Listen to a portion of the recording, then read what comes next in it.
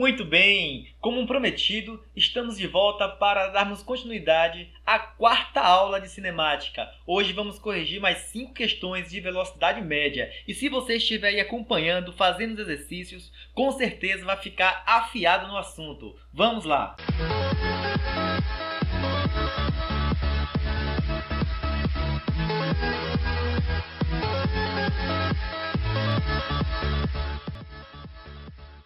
A velocidade à escala média de um ônibus que se moveu sempre no mesmo sentido foi de 10 metros por segundo. Em certo intervalo de tempo, isso significa que: letra A, o ônibus percorreu necessariamente 10 metros em cada segundo.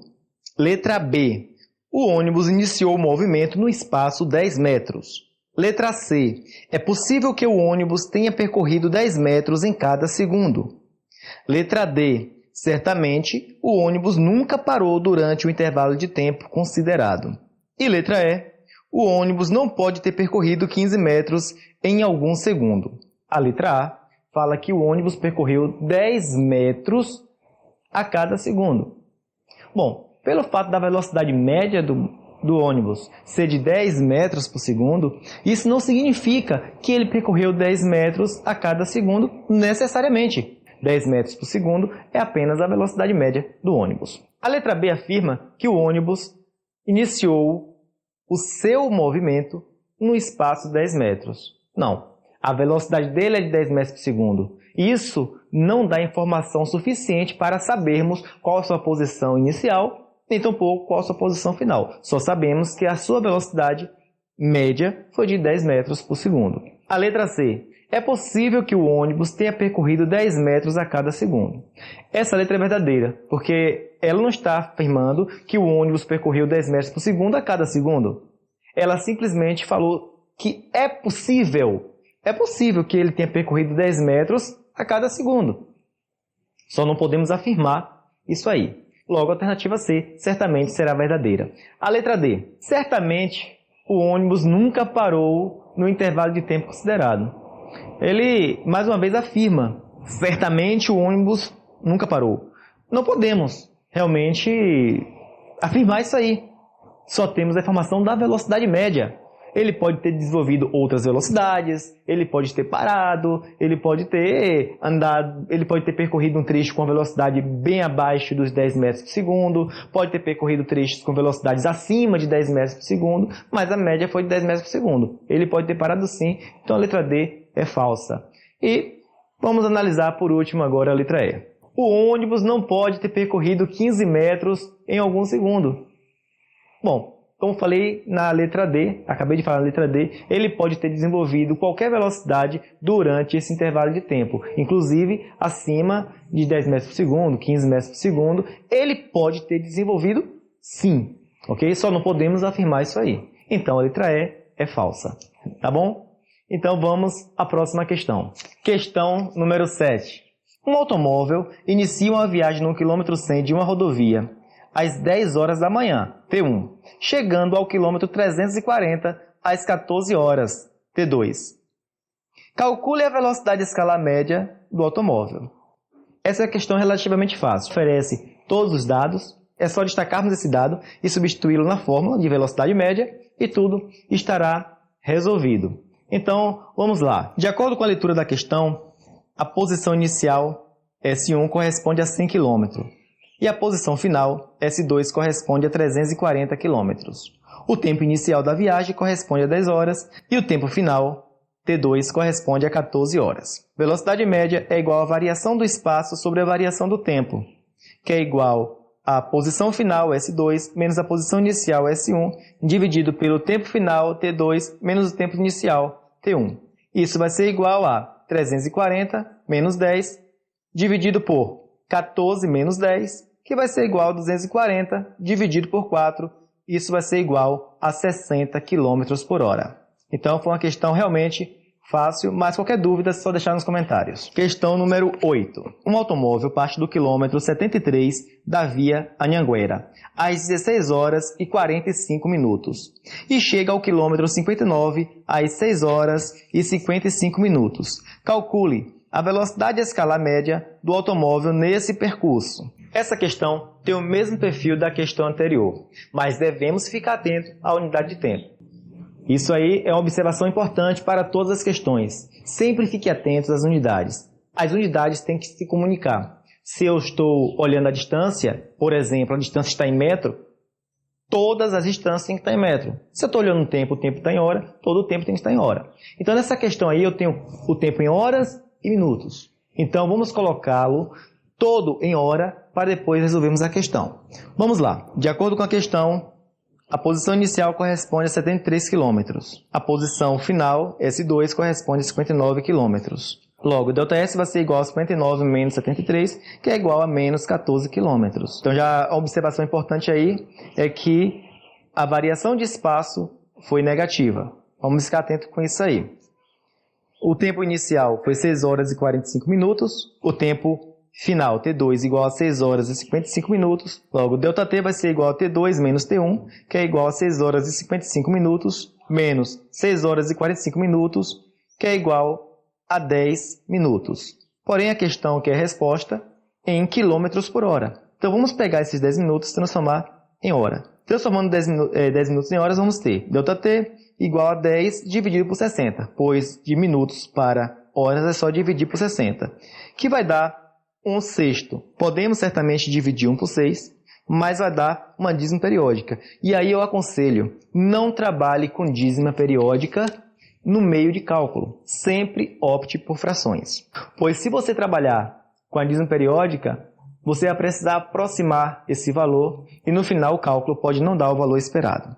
Então vamos deixar o tempo como 1/6 de horas. Vamos lá, então vai ficar. Velocidade média é igual a ΔS sobre ΔT, que vai ser igual a menos 14 km dividido por 1/6 de horas. Isso implica em velocidade média igual a menos 14 vezes 6. Por que menos 14 vezes 6? Porque eu tenho aí menos 14 dividido por 1/6, é uma divisão de frações, logo eu multiplico a primeira fração pelo inverso da segunda. Então ficou menos 14 vezes 6. E menos 14 vezes 6 corresponde a menos 84 km por hora. Essa é a resposta da questão. Esse movimento, obviamente, é retrógrado porque a velocidade foi negativa. E vamos à próxima questão.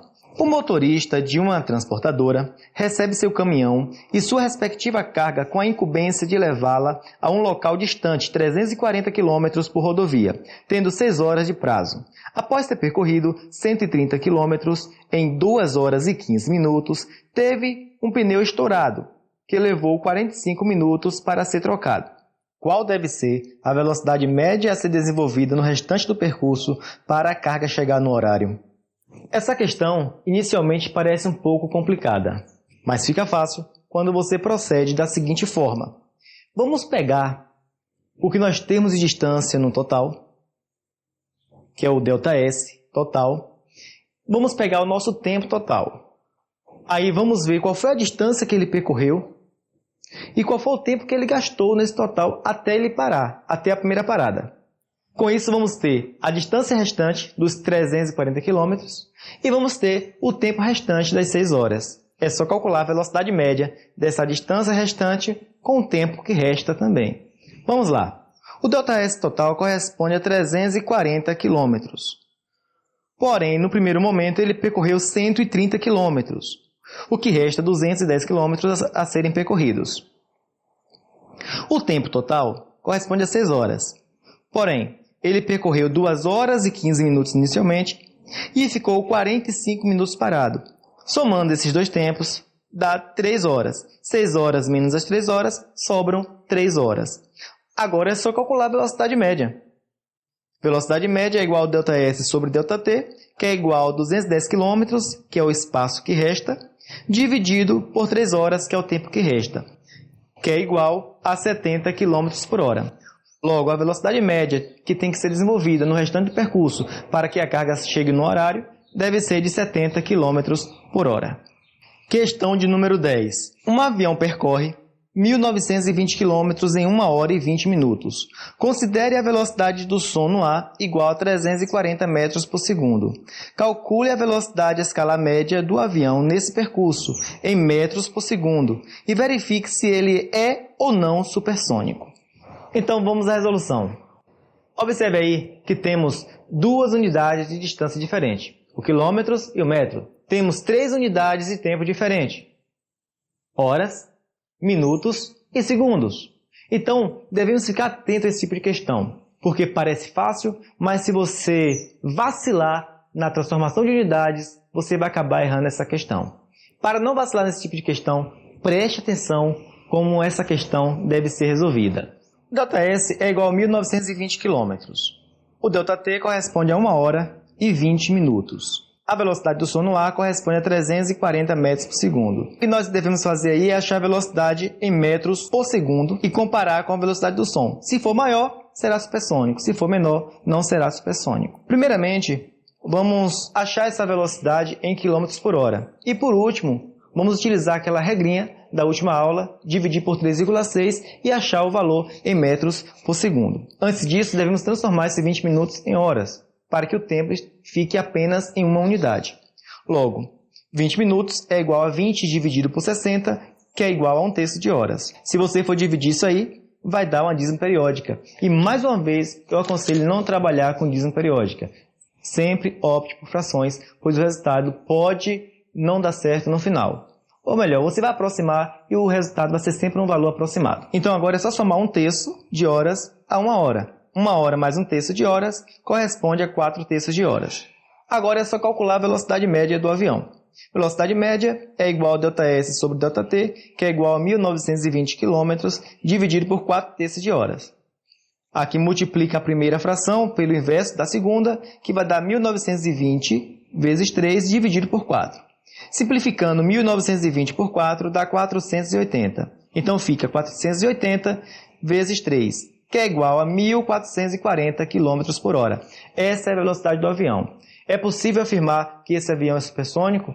Ainda não, porque o valor está em km por hora. Vamos transformar em metros por segundo para ver se é maior que 340 metros por segundo ou não. Para fazer isso, basta pegar a velocidade média igual a 1.440 km por hora, dividido por 3,6, que é igual a 400 metros por segundo. Logo, 400 metros por segundo é maior que 340 metros por segundo. Logo, esse avião é supersônico. Então, gente, por hoje é só.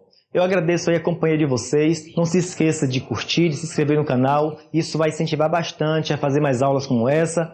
E eu aconselho a vocês que refaçam essas questões, busquem mais questões na internet. A internet está recheada de questões de velocidade média que você pode estar procurando, exercitando cada vez mais. Eu tenho certeza, se você está acompanhando direitinho, se você está se dedicando aos estudos, vai ficar afiado em velocidade média. E qualquer dúvida, mais uma vez, você pode deixar aqui nos comentários, pode entrar em contato, que eu faço questão de tirar suas dúvidas, tá bom? Olha, e o nosso próximo assunto será movimento uniforme, seguido de movimento uniformemente variado.